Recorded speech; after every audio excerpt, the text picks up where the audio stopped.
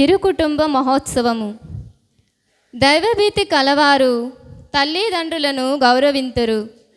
మొదటి పఠనము సేరాపుత్రుడైన యేసు జ్ఞాన గ్రంథము 3వ అధ్యాయము 2వ వచనం నుంచి 6వ వచనము మరియు 12వ వచనం నుంచి 14వ వచనం వరకు. బిడ్డలు తమ తండ్రిని గౌరవింపవలెను. ప్రభువు తల్లికి బిడ్డల మీద హక్కును కల్పించెను. తండ్రిని గౌరవించేవాడు తన పాపములకు ప్రాయశ్చిత్తం చేసుకొనినట్లే, తల్లిని సన్మానించువాడు నిధిని చేకొనినట్లే. తండ్రిని సన్మానించు పుత్రుని అతని పుత్రులు సంతోషపెట్టుదురు. అతని ప్రార్థన దేవుడు ఆలించెను. తండ్రిని ఆదరించువాడు దీర్ఘాయుష్మంతుడగును. తల్లిని సంతోషపెట్టువాడు దేవునికి విధేయుడైనట్లే. నాయన, నీ తండ్రిని బాగుగా చూచుకొనుము. అతడు జీవించి ఉన్నంత వరకు కష్టపెట్టకము. అతనికి మతి తప్పిన నీవు ఆదరముతో చూడవలెను. నీవు బలముగా ఆరోగ్యముగా ఉన్నావు కనుక అతనిని అలక్ష్యం చేయరాదు. నీవు నీ జనకునిపై చూపిన కరుణను దేవుడు విస్మరింపడు. ఆ కరుణ నీ పాపములకు ప్రాయశ్చిత్తం చేసి పెట్టును. ఇది ప్రభువు వాక్కు.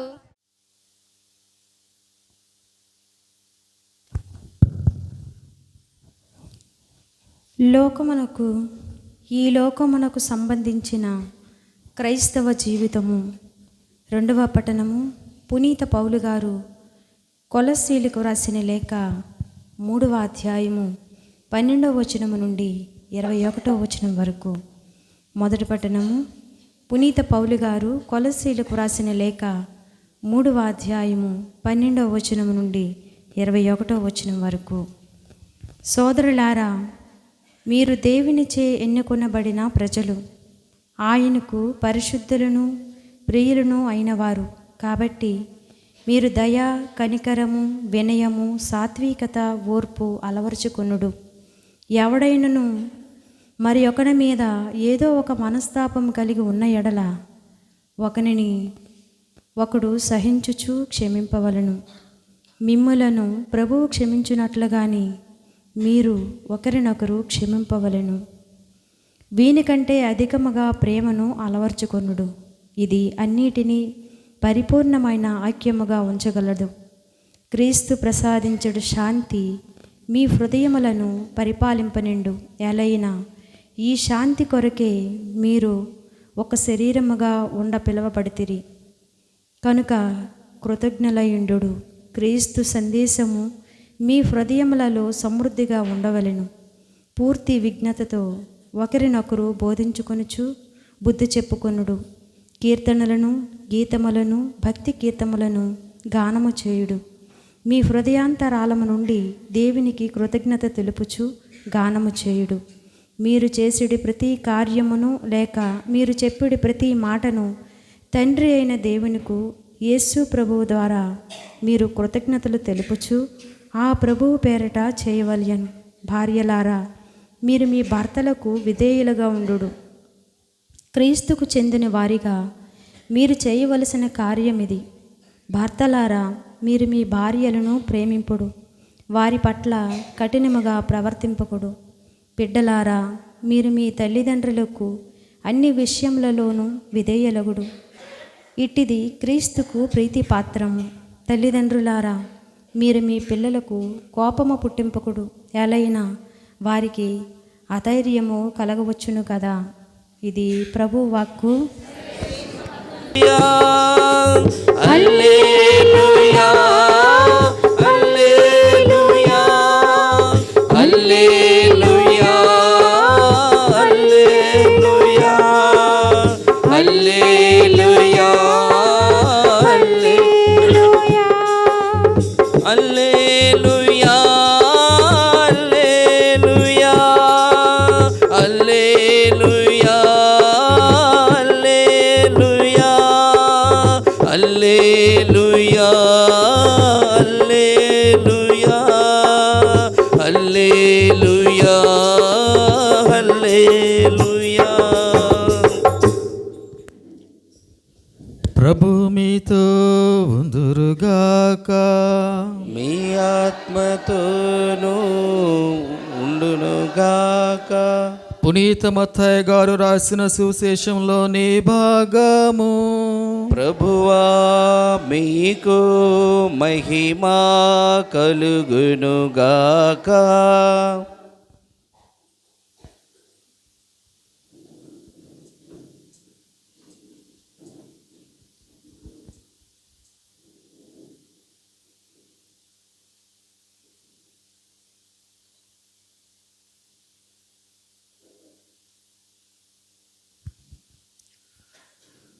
పునీత మత్తయి గారు రాసిన శుభవార్త 2వ అధ్యాయము 13వ వచనం నుంచి 15వ వచనం వరకు మరియు 19వ వచనం నుంచి 23వ వచనం వరకు. జ్ఞానులు వెళ్ళిన పిదప ప్రభువు దూత యేసునకు కలలో కనిపించి, శిశువును సంపచకు హేరోదు ఎదుగుపోతున్నాడు, కావున నీవు లేచి బిడ్డను తల్లిని తీసుకొని ఐగుప్తునకు పోయి నేను చెప్పు వరకు అచ్చటనే యుండుము అని ఆదేశించెను. అంతటా యేసేపు లేచి ఆ బిడ్డను తల్లిని తీసుకొని ఆ రాత్రి యందు ఐగుప్తునకు వెళ్ళి హేరోదు మరణించినంత వరకు అచ్చటనే ఉండెను. ఐగుప్తు నుండి నా కుమారుడు పిలిచితిని అని ప్రవక్త ద్వారా ప్రభువు పలికిన ప్రవచనము నెరవేరుటకు ఇట్లు జరిగెను. హేరోదు రాజు మరణాంతరము ఐగుప్తునందున్న యేషూబునకు ప్రభుదూత కలలో కనిపించి, లేము, బిడ్డను తల్లిని తీసుకొని ఇజ్రాయేలు దేశంలోకి తిరిగిపోము, ఏలైనా బిడ్డను చంపా వెతికిన వాడు మరణించెను అని చెప్పాను. యేసేపు లేచి ఆ బిడ్డను తల్లిని తీసుకొని ఇజ్రాయేలు దేశంలోకి తిరిగిపోయాను. హేరోదు స్థానమున అతని కుమారుడు అర్కెలాస్ యూదయా దేశాధిపతి అయ్యానని విని అచ్చటికి వెళ్ళుటకు యేసేపు భయపడెను. కలలో హెచ్చరింపబడిన ప్రకారము యేసేపు గలిలయ సీమకు పోయి నజరేతు నగరమున నివాసము ఏర్పరచుకొనెను. అతడు నజరేయుడు అనబడు అను ప్రవక్తల ప్రవచనం నెరవేరుటకు ఇది జరిగెను. ఇది క్రీస్తు సువిశేషము. క్రీస్తువా మీకు మహిమా కలుగునుగాక. స్తోత్రం. స్తోత్రం. తండ్రి వందనం. తండ్రి వందనం. తండ్రి స్తోత్రం. తండ్రి స్తోత్రం. ఆత్మదేవ వందనం. ఆత్మదేవ వందనం. ఆత్మదేవ స్తోత్రం. ఆత్మదేవ స్తోత్రం. త్రేకదేవ వందనం. త్రేకదేవ వందనం. త్రేకదేవ స్తోత్రం. త్రేకదేవ స్తోత్రం. Praise the lord. Praise the lord. Praise the lord. Praise the lord. Hallelujah. Hallelujah. Hallelujah. Hallelujah. Hallelujah. Hallelujah. Hallelujah. Hallelujah. రెండు చేతులు పైకి చాచుదాం. Praise the lord. Praise the lord. Praise the lord. Praise the lord. Hallelujah. Hallelujah. Hallelujah. Hallelujah. Hallelujah. Hallelujah. Hallelujah. Hallelujah. Hallelujah. Hallelujah. Hallelujah. Hallelujah. ప్రియులకు సహోదరి సహోదరులారా, ఈరోజు తలేక శ్రీ సభ ప్రారంభంలో చెప్పినట్లుగా తిరు కుటుంబ మహోత్సవాన్ని కొనియాడుతూ ఉంది. అనగా ఈ యొక్క క్రిస్మస్ పండగ తర్వాత వెంటనే వచ్చేటటువంటి ఆదివారాన్ని ఈ పవిత్ర కుటుంబ మహోత్సవాన్ని, తిరు కుటుంబ మహోత్సవాన్ని శ్రీసభ ఆనవాయితీగా కొనియాడటం మనం చూస్తూ ఉన్నాం. యేసు మరియ జోజప్పల కుటుంబాన్ని ఈరోజు మనం ధ్యానిస్తూ మన కుటుంబాలు కూడా ఏ విధంగా ఉండాలన్నది ధ్యానించుతూ మనం ముందుకి వెళ్దాం. ప్రియ సహోదరులారా, ఈరోజు ఈ యొక్క తిరు కుటుంబం గురించి కొన్ని మాటలు ధ్యానిస్తూ ఉండగా, మొట్టమొదటిగా ఈ యొక్క తిరు కుటుంబం పవిత్ర కుటుంబముగా ఈరోజు మనం ధ్యానిస్తూ ఉన్నాం. యేసు మరియు జోసెఫ్ల కుటుంబం. ఈరోజు ఈ తిరు కుటుంబాన్ని మనం ఎంతగా కొనియాడడానికి గల కారణం, ఈ తిరు కుటుంబ మహోత్సవాన్ని ఎంత గొప్పగా మనం ఈరోజు గౌరవించడానికి గల కారణం ఏంటంటే ఆ తిరి కుటుంబం పవిత్ర కుటుంబం.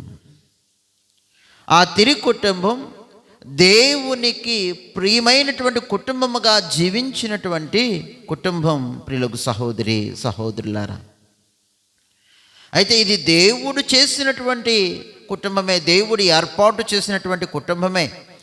అయినప్పటికీ కూడా దేవుడు వారికి ఇచ్చినటువంటి బాధ్యతలను చక్కగా నెరవేర్చినటువంటి కుటుంబముగా ఈరోజు మనం ధ్యానించాలి. Praise the lord. Hallelujah, hallelujah, hallelujah. మొట్టమొదటిగా ఈ తిరుగు కుటుంబం నుంచి మనం నేర్చుకోవలసింది ఏంటంటే, ఒకటి, ఈ తిరుగు కుటుంబం పవిత్రమైనటువంటి కుటుంబం. రెండవది, ఈ తిరుగు కుటుంబం దేవుని యొక్క బాధ్యతలను వారికి ఏదైతే అప్పగించబడిందో ఆ అప్పగించినటువంటి బాధ్యతలను తూచా తప్పకుండా పాటించినటువంటి కుటుంబమే ఈ తిరుగు కుటుంబం.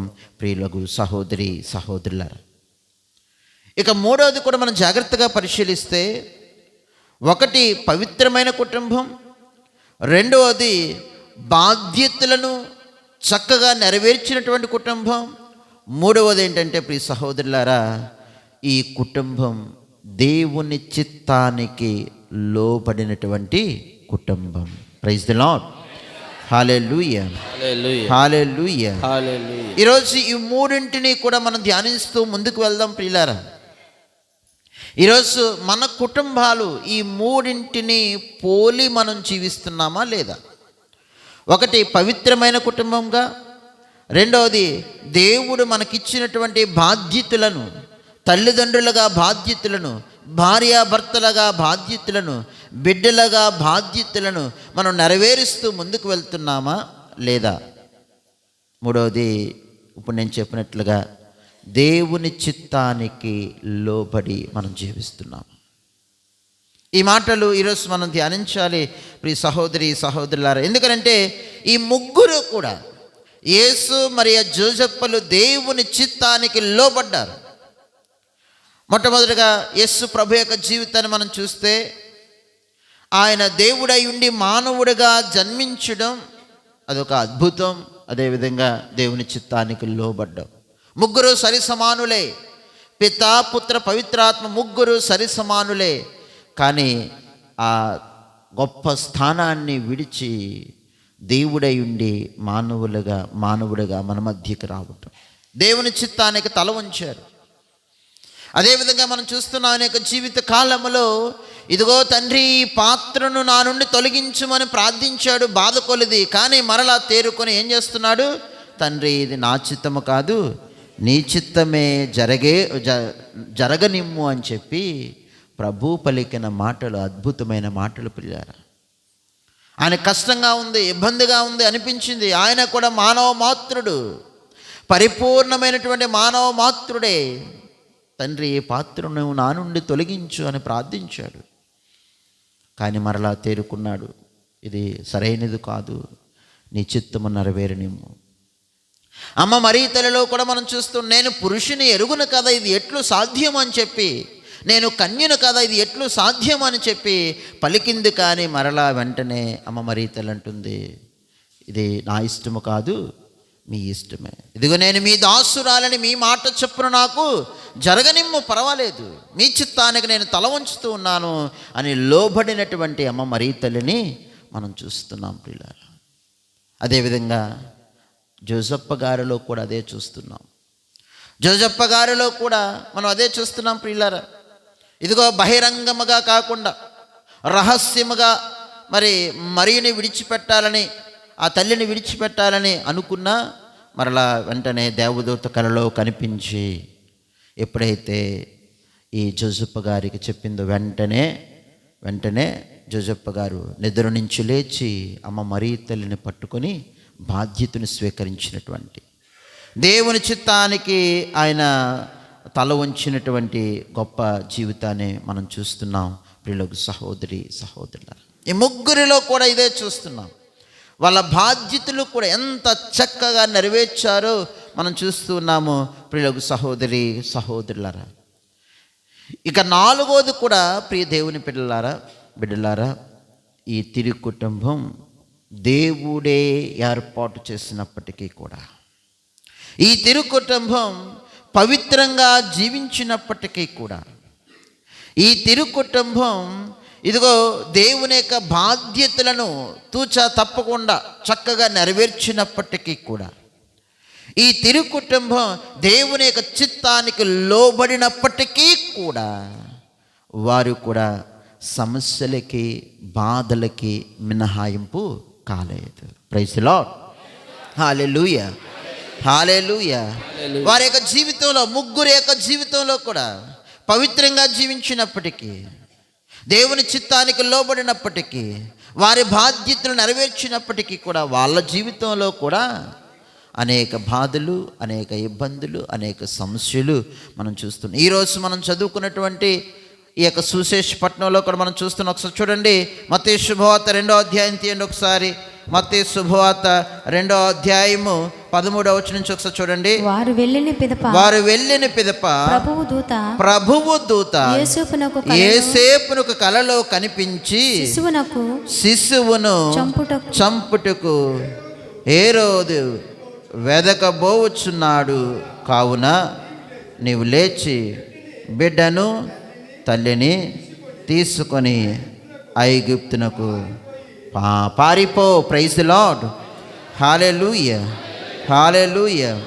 ఇదిగో యేసేపుకు దేవదూత కలలో కనిపించి, ఇదిగో శిశువును చంపుటకు హేరోదు వెదకబోతూ ఉన్నాడు, తల్లిని బిడ్డను తీసుకొని వెళ్ళిపో, పారిపోతున్నాడు, ఐగుప్తునకు పారిపోతున్నాడు. ప్రియులారా, బిడ్డను చంపబోతున్నాడు అని తల్లిని పట్టుకొని బిడ్డను పట్టుకొని పారిపోతున్న యేసేపు. అంటే ఎంత ఆందోళన చెందుంటాడో బహుశా యేసేపు, అదేవిధంగా తల్లి మరియమ్మ ఎంత బాధ నుండుంటాడో, ఆయన హృదయం ఎంతగా బాధపడి ఉంటుందో, ఎంత ఆందోళన చెందుంటాడు. చంపడానికి ప్రయత్నం చేస్తూ ఉన్నాడు. ఇదిగో దాక్కోవడానికి వెళ్ళిపోతున్నాడు. నజరేతు నుంచి ఎక్కడికి? ఐగుప్తునికి పారిపోతున్నాడు. ప్రియులారా, అనేక సమస్యలు. ఇంకా మనం అమ్మ మరియ తల్లి యొక్క జీవితంలో 7 వ్యాకులాల గురించి మనం చెప్పనవసరం లేదు. అనేక సార్లు మనం ధ్యానించాం. ఆమె పడిన వేదన, ఆమె పడిన దుఃఖము, ఆమె పడినటువంటి బాధ ఎంతో మనకి అందరికీ కూడా తెలుసు. ప్రియ సహోదరి సహోదరులారా, ఇక యేసు ప్రభు యొక్క జీవితంలో కూడా మనం చూస్తున్నాం. ఆయన ఎవరికి ఎప్పుడు కూడా హాని తలపెట్టినప్పటికీ కూడా, ఎప్పుడు ఆయన జీవితంలో ఎవరిని కూడా హాని చేయనప్పటికీ కూడా, ఆయన ఎవరిని కూడా అనవసరంగా ఎప్పుడు ఏ మాట అననప్పటికీ కూడా మంచే చేశాడు, ప్రేమనే పంచాడు, క్షమాపణ ఇచ్చాడు, స్వస్థతనిచ్చాడు, కుంటివారిని నడిపించాడు, గుడ్డివారికి చూపునిచ్చాడు, మగవారికి మాటలనిచ్చాడు. అన్నీ చేస్తున్నప్పటికీ కూడా ఆయన జీవితంలో అనేక శ్రమలు, కష్టాలు, అనేక మంది ఆయనను వేటాడినట్లుగా మనం చూస్తూ ఉన్నాం. ఏ విధంగా ఆయన్ని పట్టుకోవాలని, ఆయనలో ఏదో ఒక తప్పు వెదకాలని, ఆయనను ఎలా అయినా సరే తప్పు పట్టి ఈయన మంచివాడు కాదు, నీచుడు అని చెప్పి ఇది అందరికీ కూడా తెలియపరచాలని, ఏ విధంగా అయినా సరే ఆయన్ని ఏదో విధంగా తలకిరిందులు చేసి లేకుండా చేసేయాలని యేసు ప్రభుని కూడా అనేక మంది పరిసయ్యులు, ధర్మశాస్త్ర బోధకులు, పెద్దలు ప్రయత్నించారు. ఈ రోజుల్లో కూడా ఉంటూ ఉంటారు. యేసు ప్రభుని బంధించినట్లుగా, యేసు ప్రభుని అనేక విధాలుగా బాధలు పెట్టినట్లుగా, ఏదో ఒక తప్పు పట్టుకోవాలని ప్రయత్నించే వాళ్ళు ఉంటారు. ప్రార్థించడము, ఒకరినొకరు క్షమించుకోవడము, భగవంతుని యొక్క చిత్తం ఏదో నా జీవితంలో తెలుసుకోవడం, ఇది కాదు చేయాల్సింది. చేయడం మానేసి మిగతా విషయాల్లో కొంతమంది నిమగ్నం అవుతూ ఉంటారు జీవితంలో. కానీ పరిసయ్యులలాగా, ధర్మశాస్త్ర బోధకుల్లాగా కాదు మనం ఉండాల్సింది. ఎలా ఉండాలి? యేసు మరియా జోజప్పలాగా జీవించాలి. Praise the lord. Hallelujah, hallelujah, hallelujah. మన యొక్క జీవితంలో పరిసయ్యుల వలె, ధర్మశాస్త్ర బోధకుల వలె, మత పెద్దల వలె చలాయించడం కాదు. యేసు మరియా జోజప్పలాగా వినయంగా, విధేయతగా, పవిత్రంగా జీవించాలి. మనం నేర్చుకోవాలి ఇది. లేకపోతే మన జీవితాలకి, మన కుటుంబ జీవితాలకి ఎప్పుడూ కూడా నరకమే, కనిపించిన నరకం కనిపిస్తూ ఉంటుంది ప్రియులారా. మన కుటుంబంలో శాంతి ఉండదు, మన కుటుంబంలో సమాధానం ఉండదు ప్రియ సహోదరి సహోదరులు. కాబట్టి ఈరోజు ఈ మాటలు మీ మనసులో పెట్టుకుంటూ, ఇదిగో తిరిగి కుటుంబం ఏ విధంగా అయితే పవిత్రంగా జీవించిందో, తిరిగి కుటుంబం ఏ విధంగా అయితే బాధ్యతతో జీవించిందో, తిరిగి కుటుంబం ఏ విధంగా అయితే మరి ఇదిగో దేవుని యొక్క చిత్తానికి లోబడి జీవించిందో, ఇవి 3 చేసినప్పటికీ కూడా సమస్యలకు, బాధలకి, దుఃఖానికి వాళ్ళు మినహాయింపు లేకుండా ఏ విధంగా అయితే ఎదుర్కొన్నారు, ధైర్యంగా ముందుకు సాగిపోయారు విశ్వాసంలో, దేవుని యొక్క ప్రేమతో మనం కూడా మన జీవితంలో ముందుకు సాగిపోవాలి. ఎక్కడ కూడా నిరాశ చెందకూడదు, నిరాశ చెందకూడదు. ఈరోజు మన యొక్క శ్రీ సభ కూడా ఈ జూబిలీ ఇయర్ని, ఈ జూబిలీ సంవత్సరాన్ని ముగింపు వేడుకగా ఈరోజు కొనియాడుతూ ఉండగా, ఇదిగో ప్రభునిలో నిరీక్షించువారు నిరాశకు గురికారు అని చెప్పి ఏ విధంగా అయితే మనం అక్టోబర్ నెలలో మనం ధ్యానించామో, మన జీవితంలో కూడా ఎక్కడ కూడా నిరాశకు దారి తీయకుండా, ఎక్కడ నిస్పృహకు దారి తీయకుండా, ఎవరు ఏమనుకున్నా, ఎవరు ఏమన్నా సరే, ఎవరు ఏది ఆలోచించినా సరే, నీ పని నువ్వు చక్కగా చేసుకుంటూ ముందుకి సాగిపోవడమే క్రైస్తవ జీవితంలో మనం చేయాల్సిన బాధ్యత. Praise the lord. Hallelujah, hallelujah, hallelujah. కాబట్టి ప్రియ సహోదరి సహోదరులారా, తల్లిదండ్రులుగా, భార్యాభర్తలుగా, బిడ్డలుగా మీ యొక్క బాధ్యతలను ఏ విధంగా నెరవేరుస్తున్నారో మనందరం కూడా ఈరోజు ప్రయత్నం చేయాలి, ధ్యానం చేయడానికి మనం సిద్ధపడాలి. మనందరికీ కూడా తెలిసినటువంటి ఒక పాత కథ, బహుశా చాలాసార్లు వినుంటారు, మీ పిల్లలకు చెప్పే ఉంటారు, నేను కూడా ఇదివరకు చాలా చోట్ల చెప్పాను. మరొకసారి చెప్పుకుందాం, ధ్యానించుకుందాం. అందరూ మనమే కాబట్టి ఒకసారి ధ్యానించుకోవడానికి ప్రయత్నం చేద్దాం. తండ్రి మరణించాడు, బిడ్డను తల్లి చాలా గారాభంగా అల్లారుముద్దిగా పెంచుతూ ఉంది. తండ్రి మరణించినటువంటి కుటుంబంలో చాలాసార్లు చూస్తాం. ఒకవేళ భర్త చిన్నప్పుడే చనిపోయినట్లయితే ఆ తల్లి చిన్న బిడ్డలను వెంట తీసుకుని ఎంతో గారాభంగా పెంచుతూ ఉంటుంది. ఆ విధంగానే ఈ తల్లి కూడా పెంచింది, అల్లారుముద్దుగా పెంచింది. అయితే తల్లి చేసినటువంటి అతి గారాభం వలన కొడుకు ఏమయ్యాడంటే అనేక వ్యసనాలకి గురైపోయాడు. ఈ రోజుల్లో తల్లిదండ్రులు కూడా చేస్తున్న మిస్టేక్, తప్పు ఏంటంటే అతి గారాభంగా బిడ్డలని పెంచడం, అతి గారాభంగా పాడు చేసేస్తున్నారు. చాలాసార్లు ఇదే చెప్తాను. అతి గారాభంగా ఈ బిడ్డను పెంచడం వల్ల ఏమయ్యాడంటే అనేక వ్యసనాలకు బానిసైపోయాడు. చెడు స్నేహాలు, చెడు బుద్ధులు, చెడు అలవాట్లు అన్నీ కూడా ఎక్కువైపోయాయి. చివరికి ఏమయ్యాడంటే వీళ్ళకు సహోదరి సహోదరులారా ఎప్పుడు కూడా తన జీవితంలో ఆ చెడుతోనే వెళ్ళిపోయాడు. తల్లి ఎప్పుడూ కూడా కొడుకుని వెంటేసుకొని వచ్చిందే కానీ, సమర్థించుకుంటూ వచ్చిందే కానీ ఎప్పుడు కూడా సరి చేసినటువంటి సందర్భాలు లేవు. ఈ చెడు స్నేహాలు చేస్తూ, చెడు వ్యసనాలకు గురైపోతూ, వాళ్ళు వీళ్ళు ఏదైనా మాట చెప్తే ఆమె ఏం చేసిందంటే ఎప్పుడు కూడా సమర్థించుకుంటూ వచ్చింది. ఈ రోజుల్లో కూడా చాలామంది ఇలా ఉన్నారు. కొడుకు తప్పు చేస్తే ఒక కంట కనిపెట్టడం మానేస్తాం, కానీ సరిచెయ్యం. ప్రియ సహోదరులారా, ఈ తల్లి కూడా ఎప్పుడు కూడా సమర్థించుకుని వచ్చింది. అయితే ఒకరోజు ఒక ఘోరమైన నేరం చేసి పోలీసులకు దొరికాడు, మరణశిక్ష విధించారు. మరణశిక్ష చేసే ముందు ఒక కోరిక కోరుకోమన్నారు. ఏమిటి అని అంటే, ఒకసారి నా తల్లిని చూడాలి అని అన్నాడు.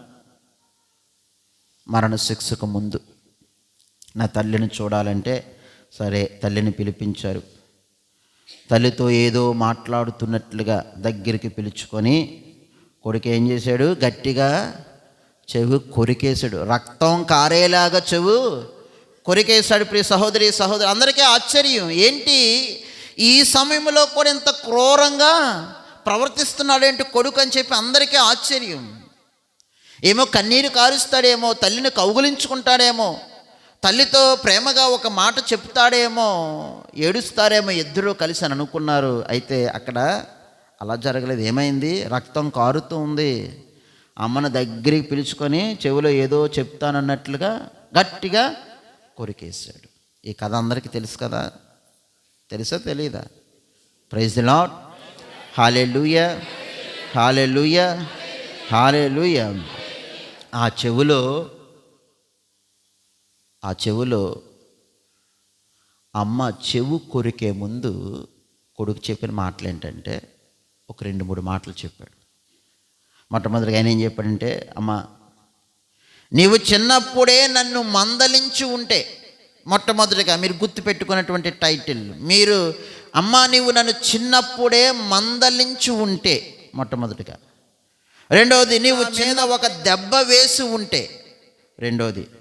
మూడవది, అమ్మ నువ్వు చిన్నప్పుడే నన్ను సరిచేసి ఉంటే నేను ఈరోజు ఈ స్థితికి వచ్చేవాడును కాదు. Praise the lord, hallelujah, hallelujah, హల్లెలూయా. కొడుకు తల్లి చెవులో చెప్పి ఈ మాటలు చెప్పి కొరికాడు గట్టిగా. అమ్మా నీవు నన్ను చిన్నప్పుడే మందలించి ఉంటే బాగుండు, ఒక తప్పు చేసినప్పుడు.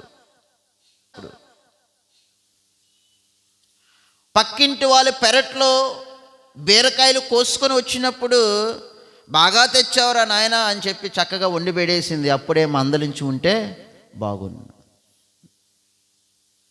అది చెయ్యం కదా, హత్తుకొని మంచి పని చేస్తారా?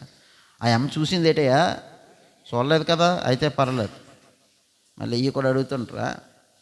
మా ఊరిలో సో ఇవన్నీ చూస్తూ ఉంటాం. చిన్నప్పుడు నేను మా చేలోనికి వెళ్ళినప్పుడు మా గేదెలు పాలు తీసి నాకు ఇచ్చేసేవాడు.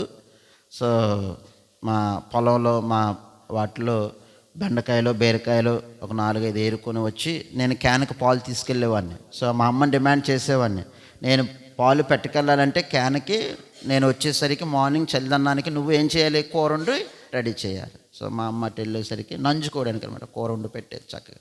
సో ఈ విధంగా తెంపుకొని వెళ్ళడం పక్కింటోళ్ళు కాదులేండి, సో మా పెరట్లోవే. Okay, praise the lord, hallelujah, హల్లెలూయా. ప్రియ సహోదరి సహోదరులారా, చాలాసార్లు ఈ విధంగా మనం వెనకేసుకొస్తూ ఉంటాము, సమర్థిస్తూ ఉంటాము. నో, ఈ 3 మాటలు గుర్తుపెట్టుకొని తల్లిదండ్రులు ఏంటి? మొట్టమొదటిగా, అమ్మా నీవు నన్ను మందలించి ఉంటే బాగుండు.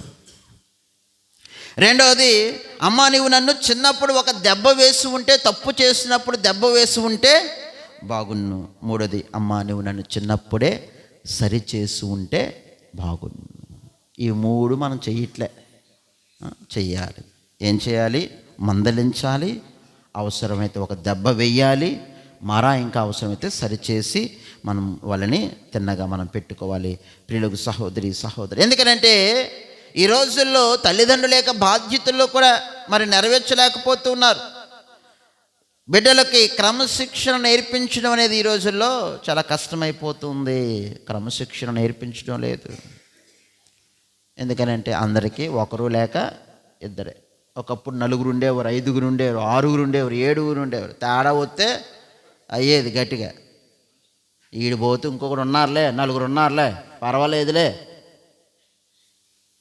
అనేసారు. ఇప్పుడు ఒకరు లేక ఇద్దరు. సో భయం. ఒకప్పుడు తల్లిదండ్రులు బిడ్డలు భయపించేవాళ్ళు, ఇప్పుడు బిడ్డలే తల్లిదండ్రుల్ని భయపిస్తున్నారు. నాన్న నువ్వు నన్ను కొట్టావంటే చూసుకో, ఇంక ఇంట్లో ఉండను, ఎవరికి నష్టమో, ఎవరికి నష్టం. చాలాసార్లు ఈ విధంగా, అందుకే క్రమశిక్షణ నేర్పించడం మానేస్తున్నారు. క్రమశిక్షణ నేర్పించడం మానేస్తున్నారు. బిడ్డలను మందలించడం లేదు, బిడ్డలను సరిచేయడం లేదు. అందుకే ప్రియ సహోదరులారా, ఈ రోజుల్లో పిల్లలు పాడైపోతున్నారు. ఇంకా ఎంత దారుణం అంటే, ఇక స్కూల్లో కూడా టీచర్స్ గట్టిగా మందలించిన, ఒక దెబ్బ వేసిన వారి మీద ఏం చేస్తున్నారు? పిల్లలు కాదు, తల్లిదండ్రులే పోలీస్ కేసులు పెట్టేస్తున్నారు. తల్లిదండ్రులే టీచర్స్ని పోలీస్ కేసులు. అందుకే పిల్లలందరూ ఇప్పుడు ఎక్కడ ఉంటున్నారు? ఎక్కువ మంది పోలీస్ స్టేషన్లో ఉంటున్నారు. ఎందుకు? అప్పుడు మందలించలేదు, అప్పుడు మందలించలేదు, ఇప్పుడు అక్కడికి వెళ్తున్నారు. ఏదో ఒకటి చేయటం. చదివిందేమో బీటెక్, ఎంటెక్, చేసే పనులేమో గేదెలు కాసుకునేవాడి కంటే దారుణమైన పనులు. చదువుతున్న మాత్రం చాలా హై డిగ్రీస్, బీటెక్లో ఎంటెక్లో చేస్తూ ఉన్నారు. కానీ వాళ్ళు చేస్తున్న పనులు, వాళ్ళ మాట తీరు కూడా, కనీసం మాట తీరు కూడా చదువు రానటువంటి గేదెలు కాసుకునేవాడే కొంచెం బెటర్గా మాట్లాడుతాడేమో. పెద్దలతో ఎలా మాట్లాడాలి, తల్లిదండ్రులతో ఎలా మాట్లాడాలి, గురువులతో ఎలా మాట్లాడాలి, ఎలా ప్రవర్తించాలి, చాలాసార్లు తెలియనటువంటి పరిస్థితి ప్రియులారా. ఎందుకనంటే క్రమశిక్షణ పిల్లలకి నేర్పించకపోతే పాడైపోయే ప్రమాదం ఉంది. ఎందుకనంటే మన ఇల్లే బిడ్డలకి ప్రథమ పాఠశాల. మన ఇల్లే ప్రథమ పాఠశాల, మన ఇల్లే ప్రథమ దేవాలయం ప్రియులారా. మన కుటుంబం, మన ఇల్లు, అక్కడి నుంచి మనం నేర్పించుకురావాలి. నేను ఫిలాసఫీ చదువుతున్నప్పుడు ఆయన కేరళ ఫాదర్ గారు, మాకు పర్సనల్ టాక్స్ ఉంటాయి. రెక్టర్ ఫాదర్ గారితో పర్సనల్గా మాట్లాడుతూ ఉండాలి. మాకందరికీ కూడా 3 monthsకి ఒకసారి, 6 monthsకి ఒకసారి మాట్లాడుతుండేవారు.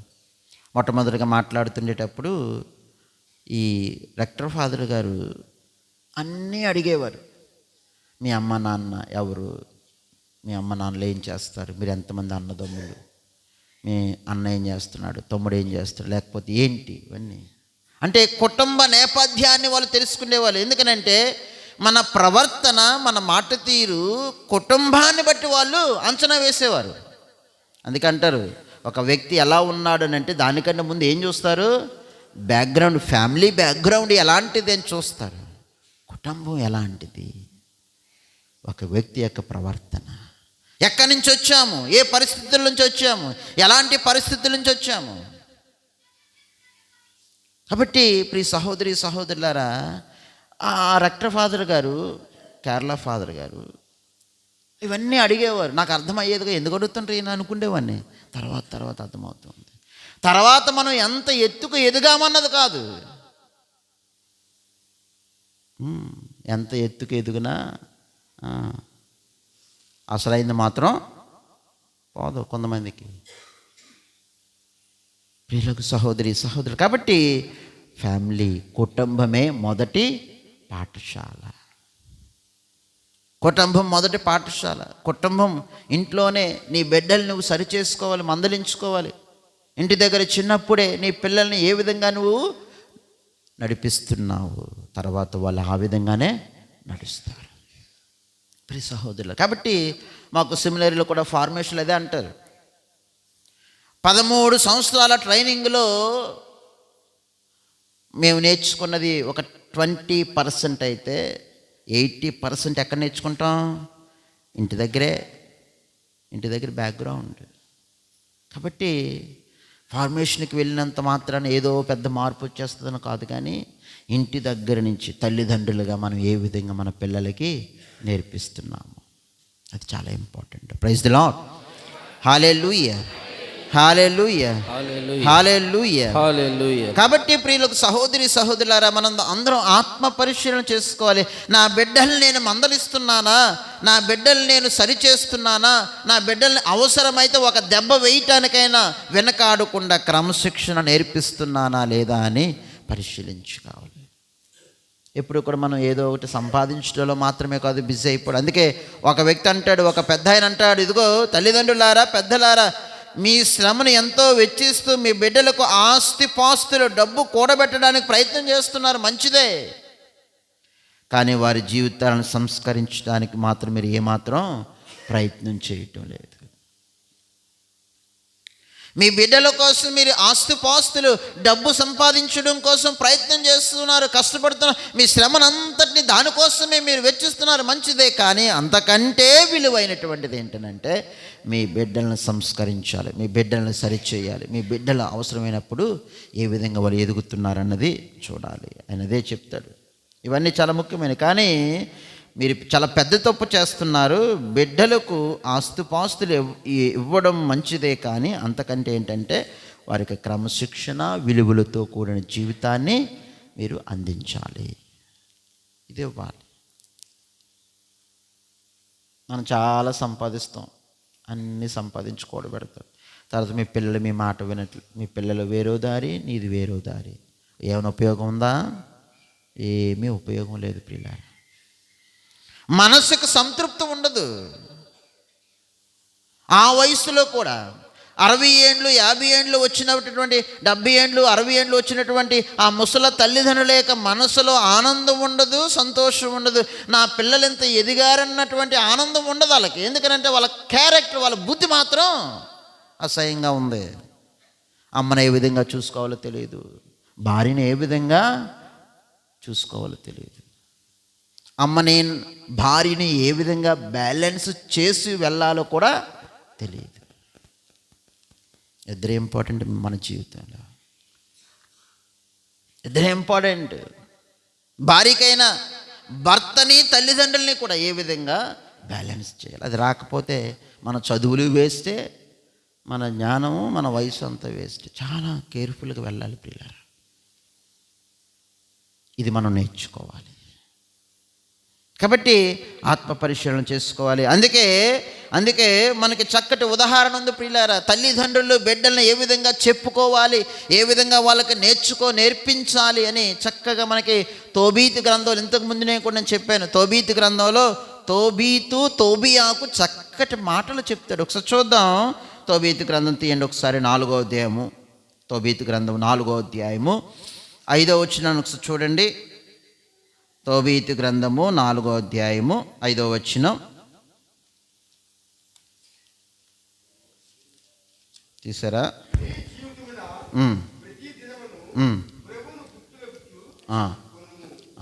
ఏం చెప్తున్నాడంటే, తోబీత్ ఎవరు, తోబియా ఎవరు? తోబీత్ ఎవరు? తండ్రా కొడుకా? Very good. తోబీతు తండ్రి అయినటువంటి తోబీతు కొడుకైనటువంటి తోబియాకు చెప్తున్నాడు చివరి కాలంలో, చివరి మాటలుగా ఏమంటున్నాడు అన్న? మరొకసారి చదువు. నీ జీవితంలో నీ జీవితంలో ప్రతిదినము కొడుకుతో చెప్పుకుంటున్నాడు. చూడండి ఎంత చక్కగా ముద్దుగా చెప్తున్నాడు. ఎంతమంది మనం చెప్తున్నాము ఈ మాటలు కొడుకులకి? తన చివరి కాలంలో చెప్తున్నాడు, ఎంతో చక్కగా చెప్తున్నాడు. నాయనా అని దగ్గరికి పిలుచుకొని, హత్తుకొని దగ్గరికి పిలిచి చెప్తున్నాడు, నీ జీవితంలో ప్రతిదినము కూడా దేవుణ్ణి స్మరించుకో. తర్వాత చదవమ్మా. నీ జీవితంలో ప్రతిదినము కూడా దేవుణ్ణి మర్చిపోవద్దు, అదేవిధంగా ఏ పాపములో కూడా పడిపోకు. ఆజ్ఞ మేరకము, దేవుని యొక్క ఆజ్ఞలను మేరకము, ఎల్లప్పుడూ సత్కార్యములే చేయుము. చూడండి చాలా బ్యూటిఫుల్ వర్డ్స్. మొట్టమొదటిగా దేవుని మర్చిపోకు నాయనా నీ జీవితంలో. భగవంతుని మర్చిపోకయా. ప్రథమ స్థానం ఇవ్వు దేవునికి. ఆయన లేకపోతే మనం ఏమీ చేయలేము. మనం చదువుకున్నాం క్రిస్మస్కి, యోహాను సువార్త 1వ అధ్యాయంలో మనం చూస్తున్నాం, కలిగి ఉన్నది ఏది కూడా ఆయన లేకుండా కలగలేదు సృష్టిలో. భగవంతుడు లేకుండా మనకు కలిగి ఉన్నది ఏదైనా సరే, మనం ఈరోజు మనకు ఏదైతే ఉందో అదేది కూడా భగవంతుడు లేకుండా జరగలే. కాబట్టి భగవంతుడిని ముందు పెట్టు. తండ్రి కొడుక్కి చెప్తున్నాడు, మనం చెప్తున్నామా? అయ్యేప్పుడు చెప్తాం కదా, చెప్పాలి. అదేవిధంగా చెప్తున్నాడు, దేవుని యొక్క ఆజ్ఞల గురించి కూడా చెప్తున్నాడు. అలాగే నాయన ఎప్పుడు కూడా మంచే చెయ్యి, అవసరమైతే మంచి చెయ్యి, కానీ చెడు మాత్రం తలపెట్టక. మనమేమి అంత మంచోళం కాదు, మనం కూడా పాపాత్ములమే. మనలో కూడా బలహీనతలు ఉన్నాయి, మనలో కూడా పాపం ఉంది, మనలో కూడా చెడు ఉంది. కాబట్టి ఇతరుల యొక్క చెడును మనం ఎత్తు చూపేంత పెద్దవాళ్ళమేమీ కాదు నాయన. మనం అవసరమైతే మంచి చెయ్యి, కానీ చెడు తలపెట్టకు. హల్లెలూయా, హల్లెలూయా, హల్లెలూయా, హల్లెలూయా, హల్లెలూయా, హల్లెలూయా. తర్వాత మాటలు కూడా ఒకసారి చదవండి, 10వ వచనం చదవండి. తోబీతు 4:10. దానము ఆ, ఆకాశమునందలి ఆ. దేవునికి ఇష్టమైన కానుక. చూడండి కొడుక్కి ఎలా చెప్పుకుంటున్నాడు మంచి మాటలు. దానం కోసం చెప్తున్నాడు. దానం కూడా చెయ్యాలి, పేదవాళ్ళకి దానం చేయాలి, కష్టంలో ఉన్న వారిని నీ చెయ్యి అందించు నాయన నీ జీవితంలో. ఎవరు చెప్తున్నారమ్మ? ఈ తండ్రి చెప్తున్నాడు. మన బిడ్డలకి మనం పిలుచుకొని చెప్పాలి. ఆడికేం చెప్తామని వదిలేకండి, చెప్పాలి. 10 సార్లు చెప్పాలి, 20 సార్లు చెప్పాలి. ఏదో ఒక రోజు ఆ మాట వాడికి గుర్తుంటుంది, గుర్తుకొస్తుంది.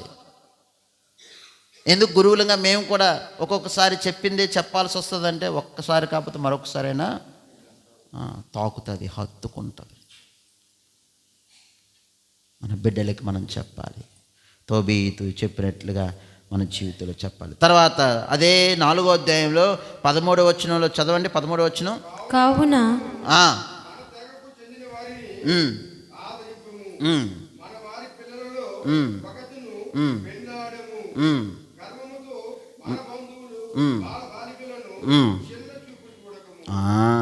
ఈ మాట తీసుకోండి అందరూ కూడా. గర్వము ఉండకూడదు. ఏ గర్వం అది? ఇతరులను చిన్న చూపు చూసే గర్వం.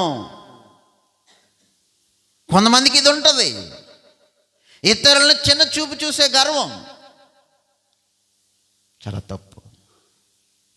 ఇతరుల చిన్న చూపు చూడకూడదు. అందరూ సమానమే. దేవుడు ఈరోజు నువ్వు కొంచెం పై స్థాయిలో ఉన్నావంటే నువ్వు పెద్ద పోటుగోడువని కాదు, నువ్వు పెద్ద తెలివైనడువని కాదు.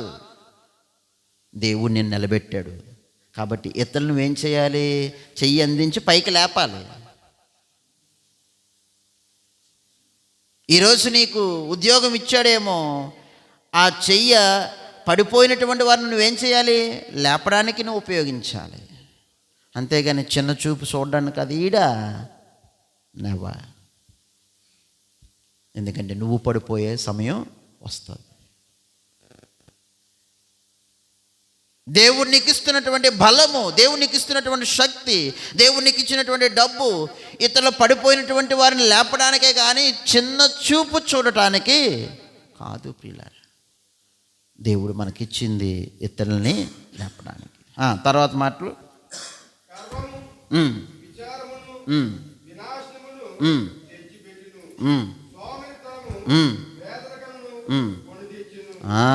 గర్వము మన జీవితాలు పాడు చేస్తే సోమర్తనం ఏం చేస్తుంది? పేదవాడిని చేస్తుంది సోమర్తనం. ఇవన్నీ ఎవరికి చెప్తున్నారు? తండ్రి అయినటువంటి తోబీతు కుమారుడైనటువంటి కొడుక్కి. ఎంత చక్కటి మాటలయ్యా, బ్యూటిఫుల్.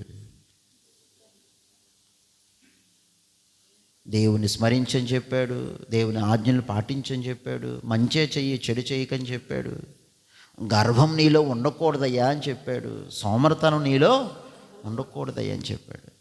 ఈ మాటలు తల్లిదండ్రులు ప్రతిరోజు చెప్పాలి. అవసరమైతే ప్రతిరోజు చెప్పాలి. కష్టపడాలి, శ్రమించాలి. నీ కష్టపడే పనిలో అవసరమైతే మొండోడిగైనా ఉండాలి, కానీ ఇతరులను పాడు చేసే దానిలో కాదు. కష్టపడాలి, శ్రమ ఉంచాలి. చాలా ఇంపార్టెంట్. ఎవరు చెప్తుండ్రు ఈ మాటలు? తోబీతు చెప్తున్నాడు. అంటే తల్లిదండ్రులు బిడ్డలకు చెప్తున్న మాటలు. అదేవిధంగా భార్యాభర్తలు కూడా చక్కగా ఉండాలి. భార్యాభర్తలు కూడా చక్కగా ఎదగాలి. ప్రియ సహోదరి సహోదరులారా, ఈరోజు మనం చదువుకున్నటువంటి 2వ పట్టణంలో మనం చూస్తూ ఉన్నాం.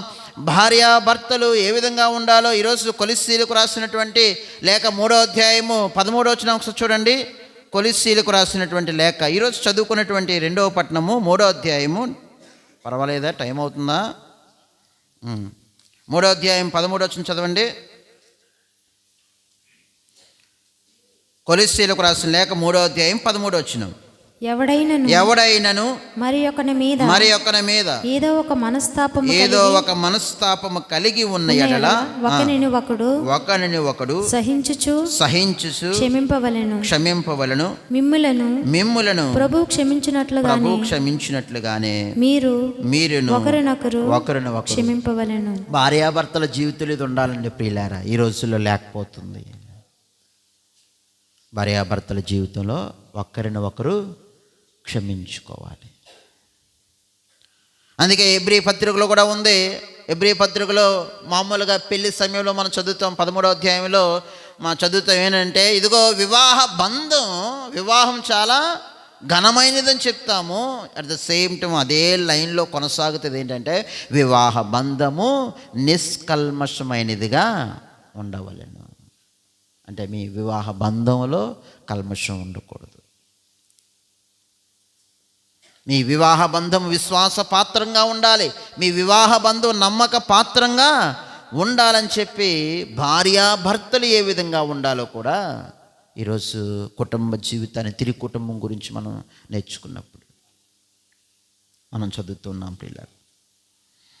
అదేవిధంగా మనందరికీ కూడా ఎఫెసీ పత్రికలో ఉంది ఒక మాట, చక్కగా చెప్తాడు పౌలు గారు వివాహ బంధం గురించి. ఒకసారి తీయండి, ఎఫెసీ పత్రిక 5వ అధ్యాయం తీయండి ఒకసారి. ఎఫెసీ పత్రిక 5వ అధ్యాయం 21వ వచనం చదవండి ఒకసారి.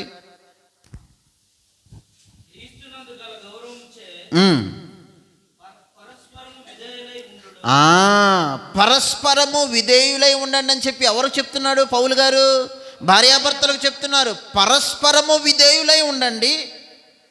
ఇంకా భార్యలారా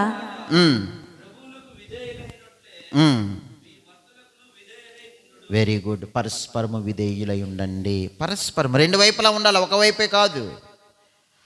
ఒకరి అభిప్రాయాలను ఇంకొకరు ఏం చేయాలి? గౌరవించుకోవాలి. భార్య చెప్పినటువంటి అభిప్రాయాన్ని భర్త గౌరవించాలి, భర్త చెప్పినటువంటి అభిప్రాయాన్ని భార్య కూడా గౌరవించాలి. అభిప్రాయాలు గౌరవించుకోవాలి. నువ్వు నాకు చెప్పేదేంటి అని అనుకోకూడదు. ఒకరి అభిప్రాయాలను ఒకరు గౌరవించుక. అలాగే ఒకరి బంధువులను ఇంకొకరు గౌరవించాలి.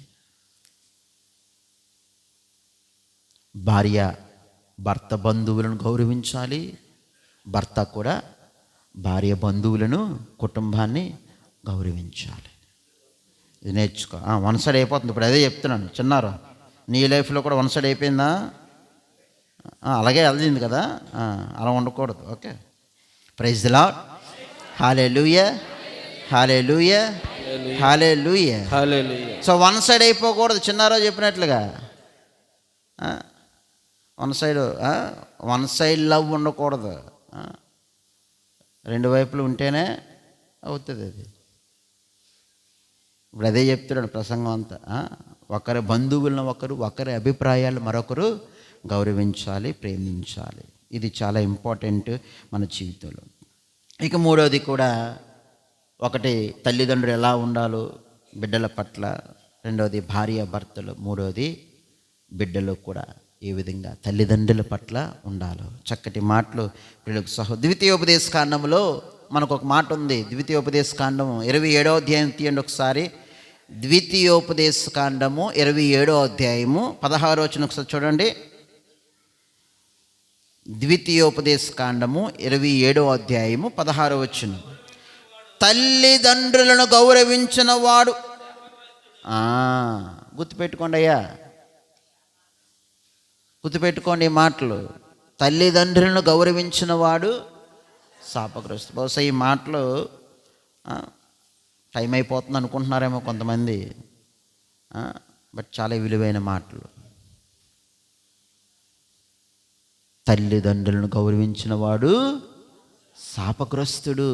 శాపానికి గురవుతారు వాళ్ళు ఖచ్చితంగా. కాబట్టి తల్లిదండ్రులను గౌరవించాలి.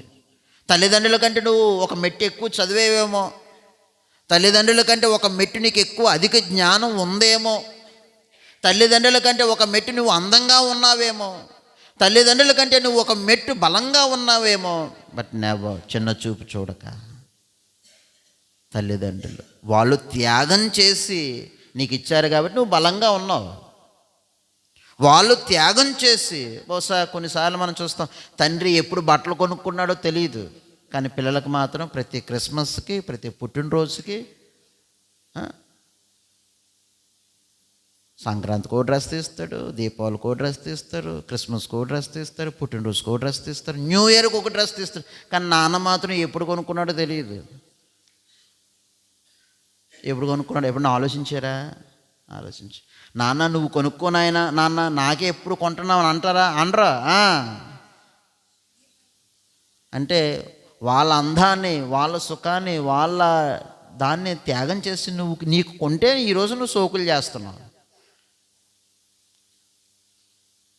తల్లిదండ్రుల కంటే అందంగా ఉన్నానని, తల్లిదండ్రులుగా బలంగా ఉన్నాను కాబట్టి అని చెప్పి నేను తండ్రి యొక్క త్యాగం, తల్లి యొక్క ప్రేమ త్యాగం గుర్తుపెట్టుకోవాలి. చాలా ఇంపార్టెంట్ ప్రియ సహోదరి సహోదరులు. కాబట్టి తల్లిదండ్రులను గౌరవించిన వాడు శాపగ్రస్తుడు. ఎందుకంటే వాళ్ళ రక్తపు బొట్టును నీకోసం సమర్పించారు, నీకోసం వాళ్ళు శ్రమిస్తున్నారు. ఎప్పుడు కూడా తల్లిదండ్రుల్ని విధేయించాలి, గౌరవించాలి, చక్కగా చూసుకోవాలి. ఇది చూడకపోతే, ఇది చేయకపోతే శాపగ్రస్తులు అయిపోతారు. దయచేసి గుర్తుపెట్టుకోండి. అందుకే ఈరోజు మొదటి పట్టణంలో మనం చూసాం, సిరాపుత్రుడిని యేసు జ్ఞాన గ్రంథంలో ఈరోజు మనం చక్కటి మాటలు మనం ఆలకించాం. 3వ అధ్యాయంలో సిరాపుత్రుడిని యేసు జ్ఞాన గ్రంథము 3వ అధ్యాయంలో మనం చూస్తూ ఉన్నాం. ఒకసారి చూడండి, 3వ అధ్యాయం 3వ వచనం చదవండి.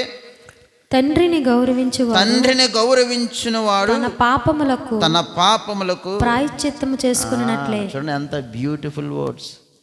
తండ్రిని గౌరవించేవాడు తన పాపములకు ప్రాయశ్చిత్తం చేసినట్లే. ఎంత చక్కటి మాటలు. తర్వాత మాటలు, తల్లిని సన్మానించువాడు నిధిని చేకున్నట్లే. చదువు. తండ్రిని సన్మానించు పుత్రుని అతని పుత్రులు సంతోషపెట్టుదురు. అతని ప్రార్థనను దేవుడు ఆలకించు. ఈ మాట గుర్తుపెట్టుకోండి. మీ ప్రార్థన దేవుడు ఆలకించట్లేదేమో. ఎందుకు ఆలకించట్లేదంటే ఇది కూడా ఒక రీజన్ ఏమో. మీ ప్రార్థన ఆలకించబడాలంటే దేవుడు చెప్తున్నాడు, నీ తల్లిని నీ తండ్రిని గౌరవించు, సన్మానించు. ఒకవేళ నువ్వు చేయకుండా నువ్వు ప్రార్థన చేస్తున్నావేమో, నీ ప్రార్థన దేవుడికి చేరదు, వెళ్ళదు, వినిపించదు. దేవుడు చెప్తున్న మాట, ప్రభు చెప్తున్న మాటలు, తల్లిని తండ్రిని సన్మానించువాడు అతని యొక్క ప్రార్థన కూడా దేవుడు ఆలించును. 6వ వచనమమ్మా.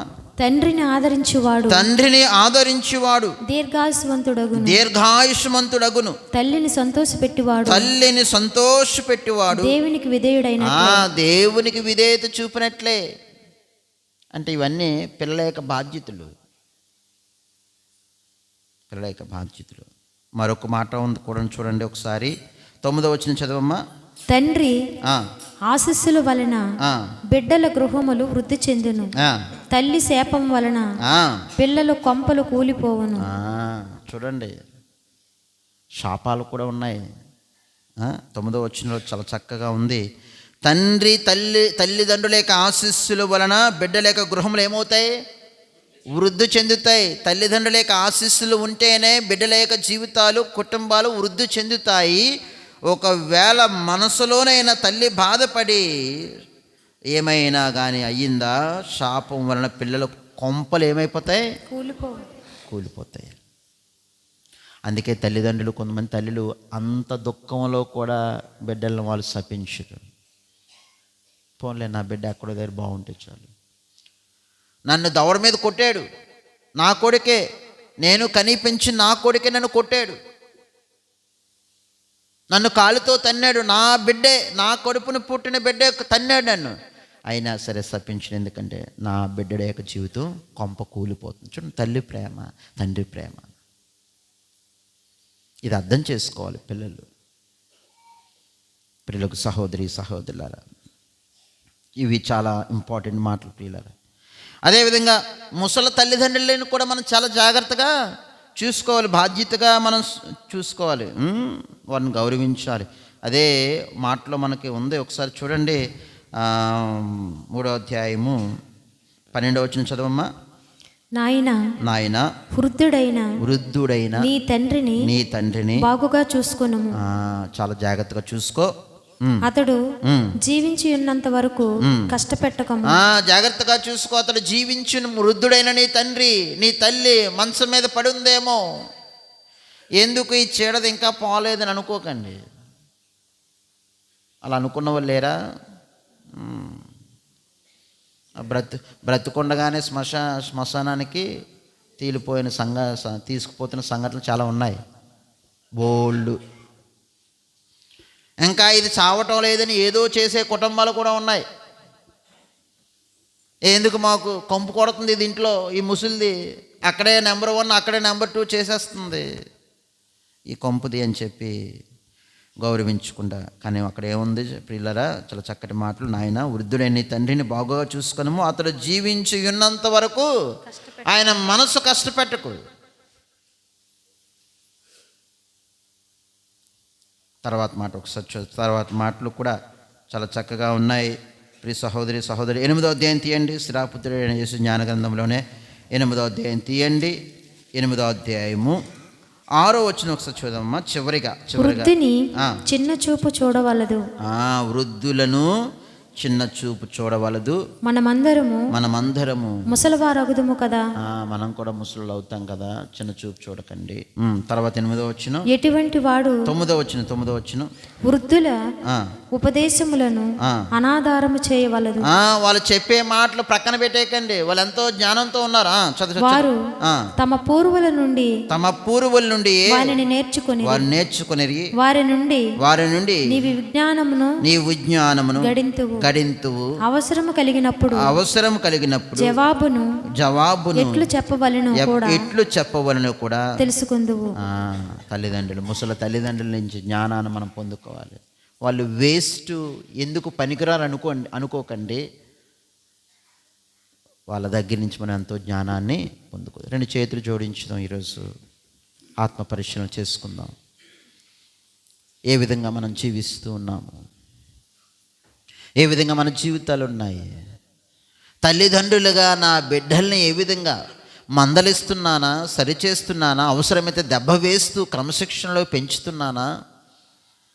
భార్యాభర్తలుగా నా బంధం, నా భర్తతో నా భార్యతో ఉన్న నా బంధం నిష్కల్మషమైనదిగా ఒకరిని ఒకరు గౌరవించుకొని జీవిస్తున్నామా? ఒకరి అభిప్రాయాలను ఒకరి బంధువులను, ఒకరి కుటుంబాన్ని ఇంకొకరు గౌరవించుకుంటూ చక్కగా జీవిస్తున్నామా? బిడ్డలుగా కూడా తల్లిదండ్రుల్ని ఆదరిస్తూ ప్రేమిస్తూ తల్లిదండ్రుల్ని చక్కగా చూసుకోగలుగుతున్నామా లేదా అని పరిశీలించుకుంటూ భగవంతుడు ఈ కుటుంబ విలువలను, ఇదిగో యేసు మరియా జోసెఫ్ల కుటుంబం వలె మన కుటుంబం కూడా పవిత్రంగా దేవుని యొక్క చిత్తానికి లోబడుతూ దేవునికి ఇష్టమైన కుటుంబముగా మన జీవితాలు ఉన్నాయా లేదా అని పరిశీలించుకుంటూ ఒకసారి ప్రార్థన చేద్దాం. భగవంతుడా, మా కుటుంబాలని సరిచేయి, మా కుటుంబాలను దీవించు, మా కుటుంబంలో సమాధానం దయచేయి ప్రభు. ఇదిగో మీ కుటుంబంలాగా యేసు మరియా జోసెఫ్ల కుటుంబం వలె మా కుటుంబాలని కూడా ప్రభువా ఇదిగో పవిత్రంగా నీ చిత్తానికి లోబడే విధంగా, ఇదిగో మీరు ఏ విధంగా అయితే చిత్తానికి లోబడినప్పటికీ కూడా, బాధ్యతలు నెరవేర్చినప్పటికీ కూడా సమస్యలు వచ్చాయి, ఇబ్బందులు వచ్చాయి, అనారోగ్యం వచ్చింది, ఆపదలు వచ్చాయి, అయినప్పటికీ కూడా దేవుని చిత్తానికి తల వంచి ముందుకు వెళ్ళారు. మేము కూడా మీ చిత్తానికి తల వంచి ముందుకు వెళ్ళే భాగ్యాన్ని మాకు అందించమని నీ కుమారుడు మా ప్రభువైన యేసుక్రీస్తు నామములో అడిగి వేడుకొనుచున్నాము తండ్రి, ఆమేన్.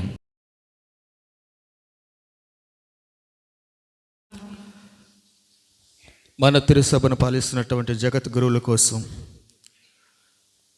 మరి ముఖ్యంగా అగ్రపీఠాధిపతుల కోసం, గురువుల కోసం, కన్యాస్త్రీల కోసం, మరి ముఖ్యంగా మన కుటుంబాల్లో ఉన్నటువంటి బిడ్డల కోసం ప్రత్యేకించి ప్రార్థన చేసుకుందాం. దేవా, ఈరోజు ఇక్కడికి గుమిగుడి వచ్చినటువంటి ఈ మా కుటుంబమును మీ యొక్క ప్రణాళిక ప్రకారం వారికి ముందుకు నడిచే విధంగా వారిని దీవించి ఆస్వాదించమని ఓ ప్రభా మేము చేయి ప్రార్థన ఆలకించండి. దేవా, నీవు సృజించినప్పుడు ఈ సృష్టిని అంతా ఒక కుటుంబంగా నువ్వు ఏర్పాటు చేసి ఉన్నావు.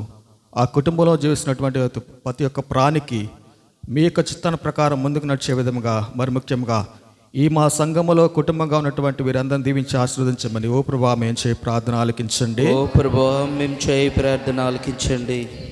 ఓ ప్రభా, ప్రత్యేకించి మా నాయకుల కోసం ప్రార్థిస్తూ ఉండగా వారు దేవుని యొక్క చిత్తాన్ని గుర్తెరిగి వీరందరినీ మీ యొక్క సంఘములో దేవుని బాటలో ముందుకు నడిచే విధంగా వారికి కావాల్సినటువంటి తోడ్పాటు ప్రసాదించమని ఓ ప్రభువా మేము చేయి ప్రార్థన ఆలకించండి. ఓ ప్రభువా మేము చేయి ప్రార్థన ఆలకించండి.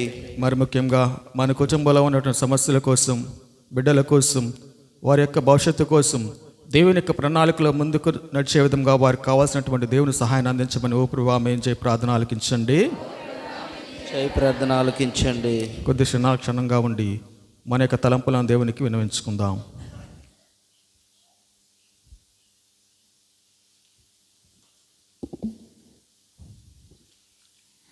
మహాకృపగలవు సర్వేశ్వర, మరొక్క మారు మా కుటుంబాలను మీకు సమర్పిస్తూ ఉండగా మా కుటుంబాలని పవిత్ర కుటుంబములుగా మీ చిత్తానికి లోబడి జీవించే కుటుంబముగా ఆయురారోగ్యాలతో శాంతి సమాధానాలతో ప్రభు మా బిడ్డలు, మా కుటుంబాలు దేవా, చిన్నారి బిడ్డలు మీ జ్ఞానముతో నింపండి. యువకులకు ప్రభు మంచి భవిష్యత్తును అందించి వారికి సరైనటువంటి సంబంధాలను ఇచ్చి ప్రభు దేవా వివాహ అంతస్తులు అడుగుపెట్టే భాగ్యాన్ని, దేవ బిడ్డలు లేక బాధపడుతున్నటువంటి దంపతులకు బిడ్డలను ఇచ్చి వారిని ఆదరించమని, దేవ బిడ్డలుండి కూడా కొన్నిసార్లు కుటుంబ జీవితంలో, దాంపత్య జీవితంలో విడివిడిగా ఉంటూ ఒకరినొకరు సరిగ్గా అర్థం చేసుకోకుండా ప్రభు వాళ్ళ జీవితాలు పాడు చేసుకుంటున్నటువంటి వారికి ప్రభు వాళ్ళకి ఐక్యతను వారికి అందించమని, దేవ కుటుంబాలన్నీ కూడా ప్రభు మిమ్మల్ని ముందు పెట్టి ఇదిగో ప్రతిరోజు మిమ్మల్ని స్మరించుకుంటూ మీ ఆజ్ఞలను పాటిస్తూ నిత్యము కూడా ప్రభు మీ యొక్క బిడ్డలుగా మీకు యోగ్య రీతిలో జీవించే బిడ్డలు సరి చేసుకుంటూ మందలించుకుంటూ ఇదిగో ఒకరినొకరు గౌరవించుకుంటూ ఒకరినొకరు ప్రేమిస్తూ విధేయత చూపించే కుటుంబాలుగా మా కుటుంబాలను మలచమని నీ కుమారుడు మా ప్రభువైన యేసుక్రీస్తు నామములో అడిగి వేడుకొనుచున్నాము తండ్రి. ఓ తండ్రి, పరలోకం నుండి ప్రసాదింపబడిన దివ్య సంస్కారముతో నీవు సంతృప్తపరిచిన వారు పవిత్ర కుటుంబము ఆదర్శమును పాటించినట్లు చేయము. ఈ జీవిత బాధలను అధిగమించిన అనంతరము యేసు మరియు యోసేపును ప్రత్యక్ష దర్శనం వారు పాత్రులైనట్లు కరుణింపుము. మా ప్రభువైన యేసుక్రీస్తు ద్వారా ఈ మనవి చేయించున్నాము. ఉందరుగాక, మీ ఆత్మతోను ఉండునుగాక. సర్వశక్తి గల సర్వేశ్వరుడు పిత, పుత్ర, పవిత్రాత్మ మిమ్మల్ని అందరినీ ఆశీర్వదించి దీవించి కాచి కాపాడుదురుగాక. ఆమేన్.